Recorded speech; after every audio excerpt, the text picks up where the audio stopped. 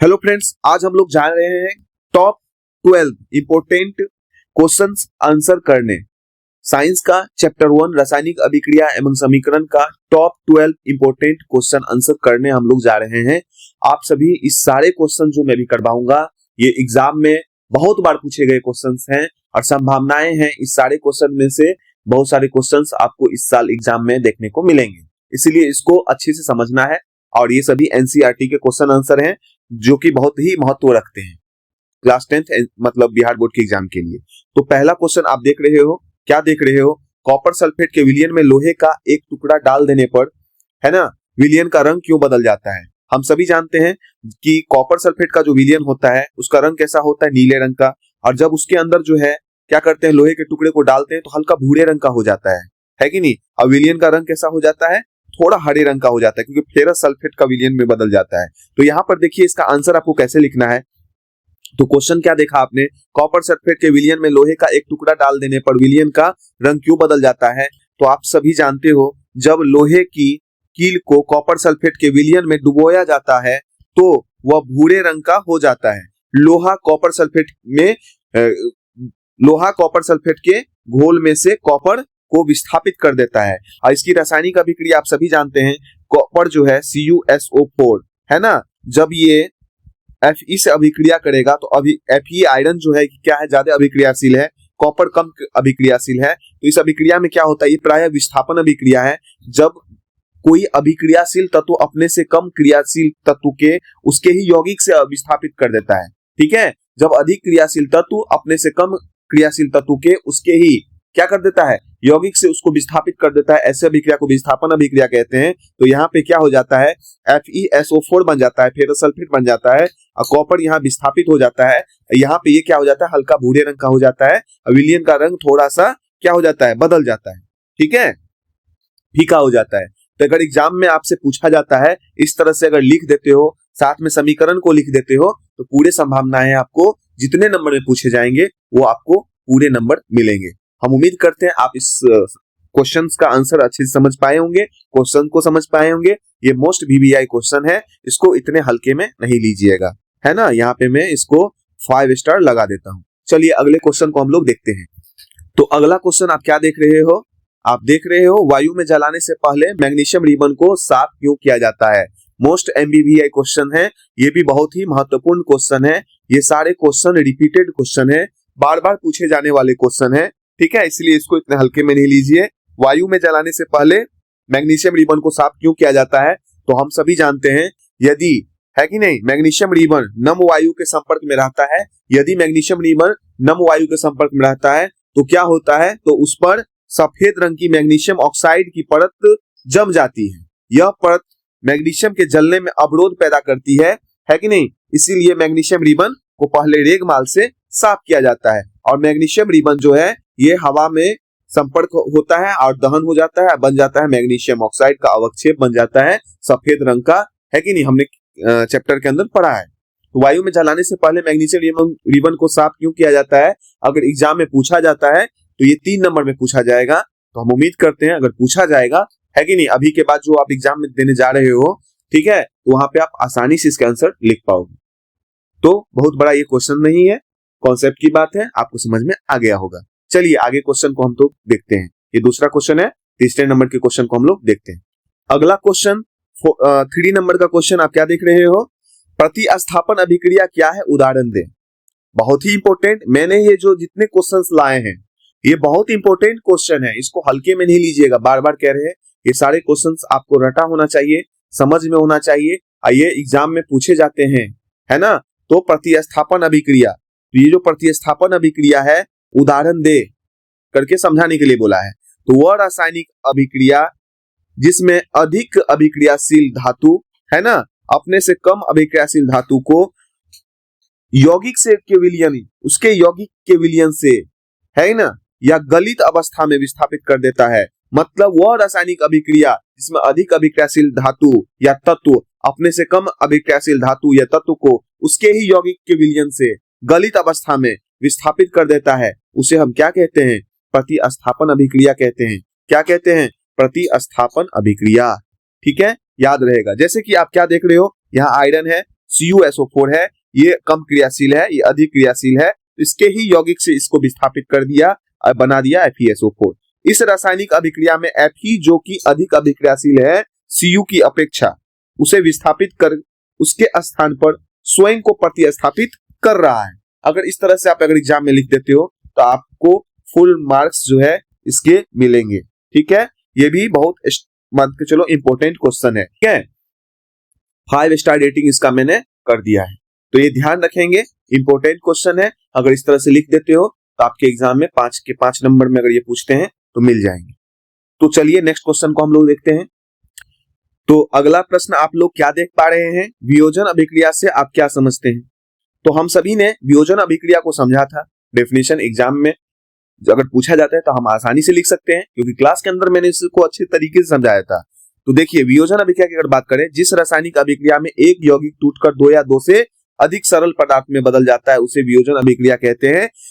एकल अभिकर्मक टूटकर 2 या 2 से अधिक उत्पाद का निर्माण करते हैं, ठीक है, उसे हम वियोजन अभिक्रिया कहते हैं। उदाहरण की अगर हम बात करें, जब कैल्शियम कार्बोनेट को गर्म किया जाता है तो गर्म 800 डिग्री सेल्सियस पे अगर किया जाता है तो कैल्शियम ऑक्साइड कार्बन डाइऑक्साइड में ये टूट जाता है, तो इसी अभिक्रिया को हम लोग क्या कहते हैं, वियोजन अभिक्रिया कहते हैं। तो हमारे एग्जाम में 2 तरह से क्वेश्चन पूछा जाएगा, वियोजन अभिक्रिया, संयोजन अभिक्रिया। तो ये अब इसको अगर है कि नहीं, जैसे कि आपको मैं बता दूं ये क्या है, ये आप देख लो वियोजन अभिक्रिया। और इसी तरह अगर हम कार्बन प्लस ऑक्सीजन की बात करें तो 2 जुड़ करके अगर एकल उत्पाद का निर्माण करेगा, ये संयोजन हो जाएगा। वियोजन को संयोजन का विपरीत माना गया है कि नहीं, ये ध्यान रखिएगा। तो वियोजन अभिक्रिया से आप क्या समझते हैं, तो जिस रासायनिक अभिक्रिया में एक यौगिक टूटकर 2 या 2 से अधिक सरल पदार्थ में बदल जाते हैं उसे वियोजन अभिक्रिया करते हैं। या ऐसे भी आप लिख सकते हो, वैसे रासायनिक अभिक्रिया जिसमें एकल अभिकर्मक टूटकर 2 या 2 से अधिक छोटे छोटे उत्पाद का निर्माण करते हैं उसे हम वियोजन अभिक्रिया कहते हैं, डिकम्पोजिशन रिएक्शन कहते हैं। उदाहरण के लिए आप ये लिख देना, आसानी से नंबर मिलेगा। ठीक है, तो CaCO3 को 800 डिग्री सेल्सियस पे गर्म करना पड़ता है, ये ध्यान रखिएगा। चलिए अगला क्वेश्चन को हम लोग देखते हैं, बहुत ही इंपॉर्टेंट ये भी क्वेश्चन था। ठीक है, तो याद रखिए, अगर एग्जाम में पूछा जाता है तो आप इसको अच्छे से लिख के आना। चलिए नेक्स्ट क्वेश्चन को हम लोग देखते हैं। अगला क्वेश्चन हम लोग क्या देख रहे हैं, संतुलित रासायनिक समीकरण क्या है, रासायनिक समीकरण को संतुलित करना क्यों आवश्यक है। संतुलित रासायनिक समीकरण वह है जिसमें अभिकारकों और उत्पादों में विभिन्न तत्वों के परमाणु की संख्या समान होती है। यानी संतुलित रासायनिक समीकरण क्या होगा, जिसमें अभिकारक तत्वों का कुल द्रव्यमान उत्पादित तत्वों के कुल द्रव्यमान के बराबर होगा, समान होगा।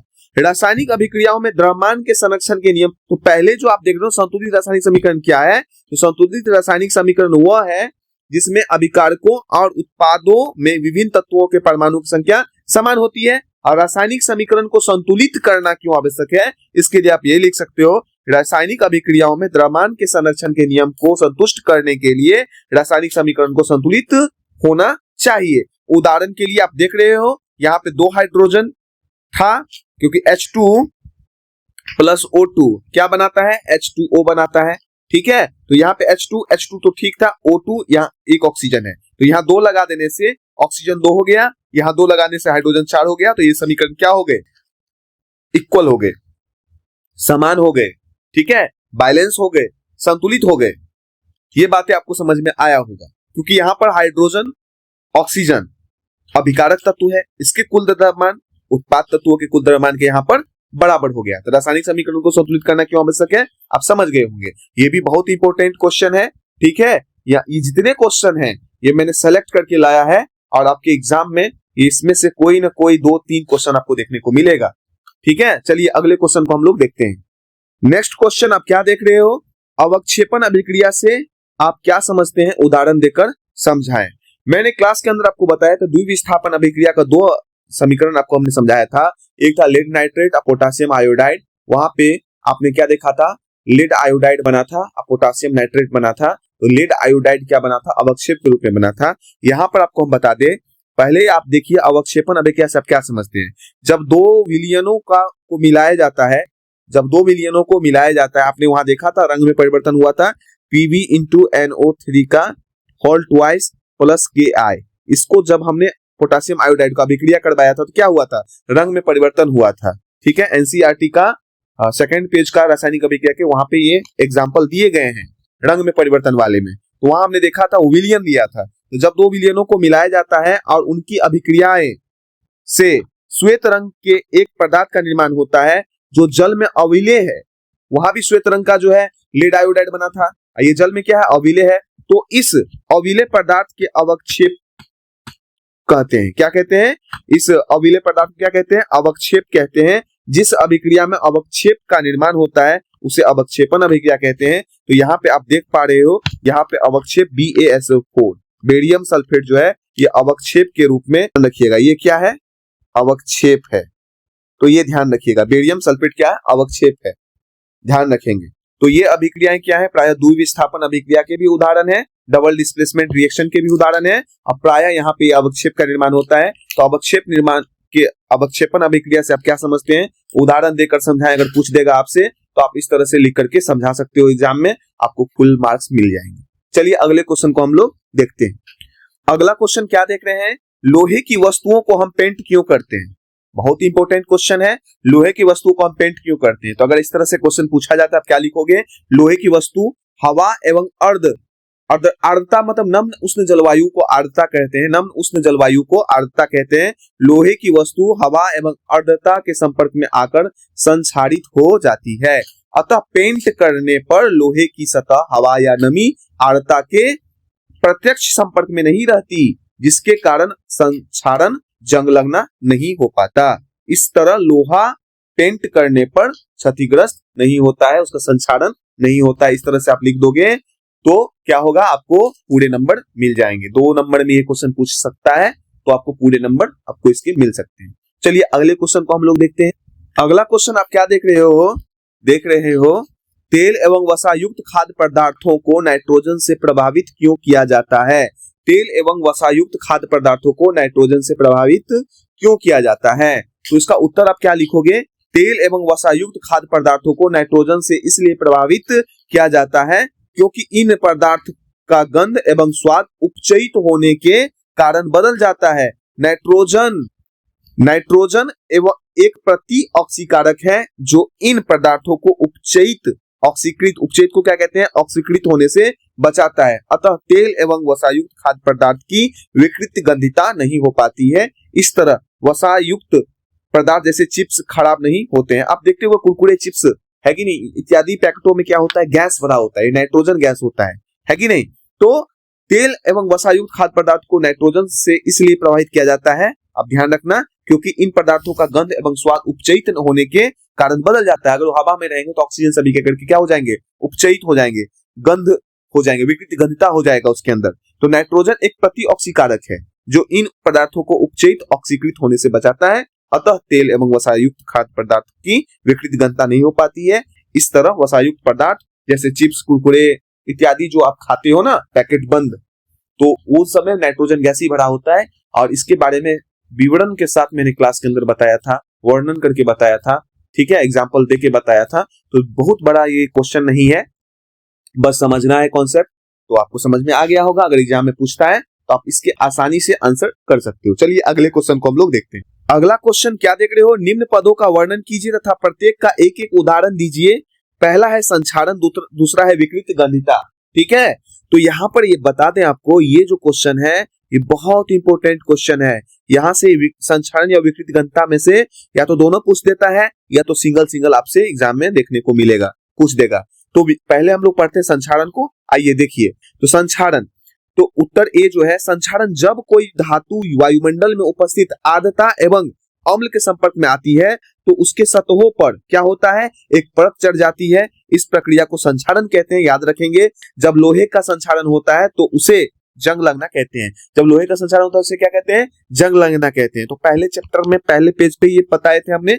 उदाहरण, सिल्वर धातु चांदी के ऊपर सिल्वर सल्फाइड का काली परत, कॉपर के ऊपर हरे रंग का कॉपर कार्बोनेट की परत चढ़ना तथा लोहे के ऊपर लालिमा युक्त भूरे रंग की परत चढ़ना, ये क्या क्या कहलाता है? संक्षारण का उदाहरण है, ठीक है। सिल्वर धातु जिसे चांदी कहते हैं के ऊपर सिल्वर सल्फाइड की काली परत और कॉपर के ऊपर हरे रंग का कॉपर कार्बोनेट की परत चढ़ना, लोहे ऊपर लालिमा युक्त भूरे रंग की परत चढ़ना, ये सभी संक्षारण के उदाहरण है। अगला देखिए विकृत गंधिता को हम लोग समझते हैं। तो यहाँ पे आप क्या देख रहे हो, विकृत गंधिता। तो इसको समझिए, विकृत गंधिता तेल एवं वसायुक्त खाद्य पदार्थ हवा ऑक्सीजन के संपर्क में आने से उपचयित ऑक्सीकृत होकर विकृत गंधी हो जाते हैं, ठीक है, जिसके कारण इसका स्वाद एवं गंध बदल जाता है। इस प्रक्रिया को विकृत गंधिता कहते हैं। विकृत गंधिता रोकने के उपाय, तो दो तरह के उपाय हैं। पहला नाइट्रोजन प्रति ऑक्सीकारक मिलाकर, दूसरा वायुरोधी बर्तन में खाद्य सामग्री रखकर। तो यहाँ पे समझिए, उदाहरण के लिए चिप्स की थैली लंबे समय बाद उपचयित होकर विकृत गंधी हो जाती है और मक्खन को कमरे के ताप पर लंबे समय तक रखने पर इसका स्वाद खट्टा हो जाता है तथा इससे खराब गंध आने लगती है क्योंकि यह उपचयित हो जाती है। तो संक्षारण और विकृत गंधिता की अगर हम बात करें, ये बहुत इंपॉर्टेंट क्वेश्चन है। यहाँ से संक्षारण के बारे में अगर पूछता है तो आप इतना लिख देते हो तो आपको पूरे मार्क्स मिल जाएंगे, और विकृत गंधिता के बारे में अगर पूछता है तो इतना लिख देते हो तो पूरा जो है क्वेश्चन का जो है जो नंबर होगा वो आपको फुल मार्क्स मिल जाएंगे, ठीक है। तो यहाँ पे विकृत गंधिता और जो है संक्षारण की बात करें तो नाइट्रोजन प्रति ऑक्सीकारक मिलाकर वायुरोधी बर्तन रख करके विकृत गंधिता से बच सकते हैं। अब पेंट चढ़ा करके जो है ना, पेंट लगा करके हम संक्षारण से बचा सकते हैं किसी भी धातु को। चलिए अगले क्वेश्चन को हम लोग देखते हैं। हम उम्मीद करते हैं अगर एग्जाम में अगर आता है तो आप आसानी से इस तरह से इसका आंसर आप लिख दोगे। अगर आप इसको नोट्स करना चाहते हैं नोट्स कर सकते हो वीडियो को रोक करके। चलिए आगे क्वेश्चन को हम लोग देखते हैं। अगला क्वेश्चन क्या देख रहे हो, क्या श्वसन एक उष्माक्षेपी अभिक्रिया है, इसे स्पष्ट कीजिए। ये 5 नंबर में पूछ सकता है, इसलिए ध्यान रखिए। इसके लिख देगा, इसका समीकरण को भी लिखिए, ठीक है। तो श्वसन जो है एक उष्माक्षेपी अभिक्रिया, इसे स्पष्ट कीजिए। बहुत इंपॉर्टेंट क्वेश्चन है। सभी, अब देखिए इसका उत्तर क्या लिखोगे, सभी वस्तुओं को जीवित रहने के लिए, सभी जीवों को, यहाँ पे वस्तुओं लिखा गया है, ठीक है। तो यहाँ पे क्या हो जाएगा, जीवों, ये सही कर लीजिएगा, ये गलत है, ये क्या है, गलत है। सभी जीवों को वस्तुओं लिखा गया है, ये ध्यान दीजिएगा। यहाँ पे क्या हो जाएगा, जीवों को, ठीक है। तो सभी जीवों को जीवित रहने के लिए ऊर्जा की आवश्यकता होती है। यह ऊर्जा हमें भोजन से प्राप्त होती है। पाचन क्रिया के समय खाद्य पदार्थ छोटे छोटे टुकड़ों में टूट जाते हैं। जब कोई भी रोटी चावल आलू खाते हैं, उसको मुंह के अंदर चबाते हैं, दांत से उसको कूट देते हैं, टुकड़े टुकड़े विभाजित कर देते हैं, तो क्या होता है, वो टूट जाते हैं। जैसे चावल आलू ब्रेड में कार्बोहाइड्रेट होता है, इस कार्बोहाइड्रेट के टूटने से ग्लूकोज प्राप्त होता है। ग्लूकोज हमारे शरीर की कोशिकाओं में उपस्थित ऑक्सीजन से मिलकर हमें ऊर्जा प्रदान करता है। इस अभिक्रिया का विशेष नाम श्वसन है। अतः श्वसन भी एक उष्माक्षेपी अभिक्रिया है। हम सभी जानते हैं C6H12O6 है ना, एक्वस फॉर्म में ये हमारे कोशिकाओं में जाती है भोजन से प्राप्त होकर के। जब इसके साथ ऑक्सीजन जो है कि नहीं, अभिक्रिया करती है, श्वसन से ऑक्सीजन मिलता है, हीमोग्लोबिन लेके जाता है, क्या बनता है, कार्बन डाइऑक्साइड बनता है, साथ में जल का निर्माण होता है, साथ में क्या होता है, उष्मा बनता है, जिससे हमारा शरीर गर्म रहता है, और ऊर्जा बनता है। कितना बनता है, 38 ATP।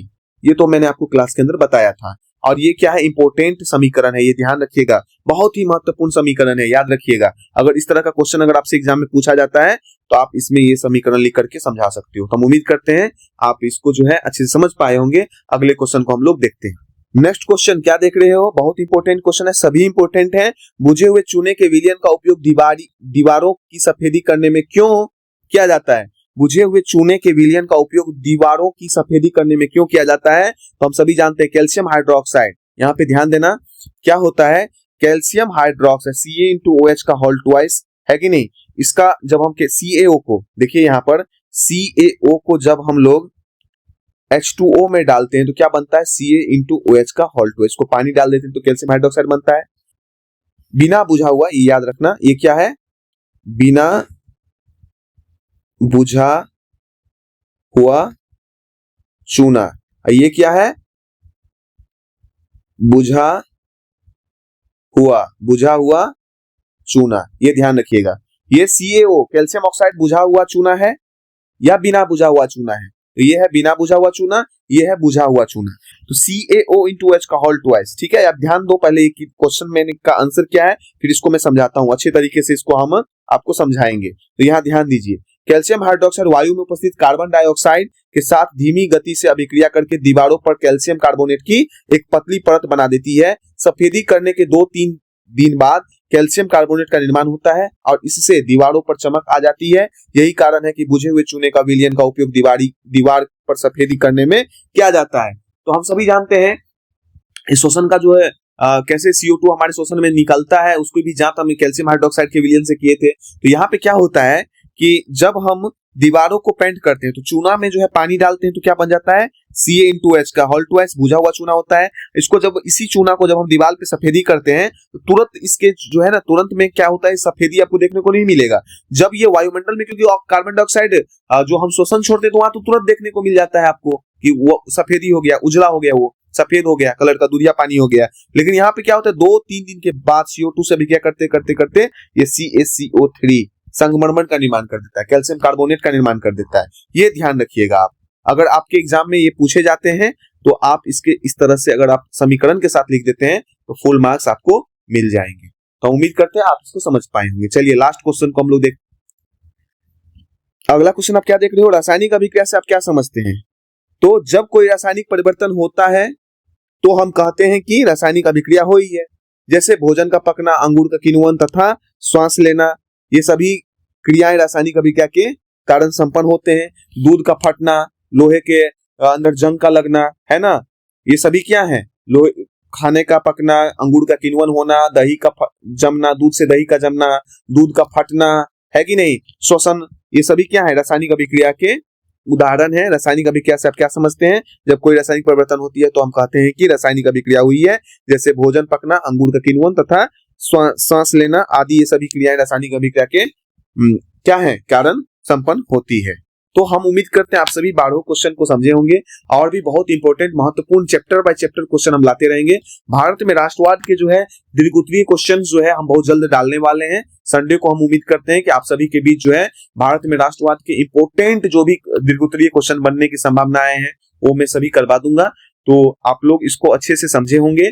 अगर आपने समझा है तो बिहार एग्जाम पोर्टल चैनल को जरूर सब्सक्राइब करना, अगर नहीं किए हो तो लाइक करना, समझ में आया है तो कमेंट्स करना। चलिए आप सभी जो है एग्जाम में बेहतरीन जो है अपना अंक लाएं, बेहतरीन प्रदर्शन करें और जो है नंबर जो है आप सभी जानते हो, अगर आप सभी सब्जेक्ट को नहीं पढ़ोगे तो फिर एग्जाम में बेहतर अंक नहीं आएगा। तो आपको सभी सब्जेक्ट को भी साथ में लेके चलना है, साइंस मैथ है कि नहीं, जितने भी सब्जेक्ट हैं उसको पढ़ते रहिए, रिवीजन करते रहिए। समय बहुत कम है तो समय को बर्बाद नहीं कीजिए। हर एक सेकेंड, हर एक मिनट आपके लिए महत्व है, आपको एग्जाम की तरफ धकेले जा रहा है। इसीलिए हर एक टाइम को आप देखिए कि हम कहां बर्बाद कर रहे हैं, उसको बर्बाद नहीं कीजिए। तो उम्मीद करते हैं आपने समझ लिया तो जरूर जो है लाइक करना, ठीक है। फिर मिलते हैं नेक्स्ट क्लास में, तब तक के लिए धन्यवाद।